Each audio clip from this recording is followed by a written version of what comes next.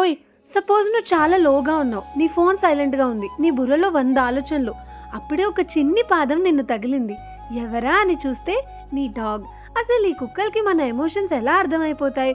మనం బాధగా ఉన్నా, యాంగ్జియస్గా ఉన్నా దానికి ఎలా తెలిసిపోతుంది?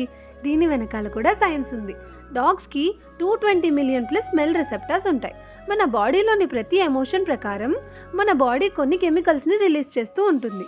సపోజ్ మనం నర్వస్గా ఉన్నా, యాంగ్షియస్గా ఉన్నా కార్టిసాల్ అండ్ అడ్రినలిన్ లాంటి కెమికల్స్ రిలీజ్ అవుతూ ఉంటాయి. ఆ కెమికల్స్లోని టైనీ ట్రేసెస్ కూడా డాగ్స్ స్నిఫ్ చేయగలవు. అందుకే అవి మన బాడీలోని ప్రతి ఎమోషన్ని ఈజీగా పట్టేస్తాయి. ఈసారి ఎప్పుడైనా బాధగా ఉన్నప్పుడు జస్ట్ మీ డాగ్ పక్కకి వెళ్ళి కూర్చోండి. నో ఎక్స్ప్లెనేషన్స్, ఏం చెప్పక్కర్లేదు. It's already there to heal you. ఇట్లు మీ ట్రెండింగ్ పిల్ల సైనింగ్ ఆఫ్ విత్ చిన్ని సందేహాలు. జాగ్రత్త.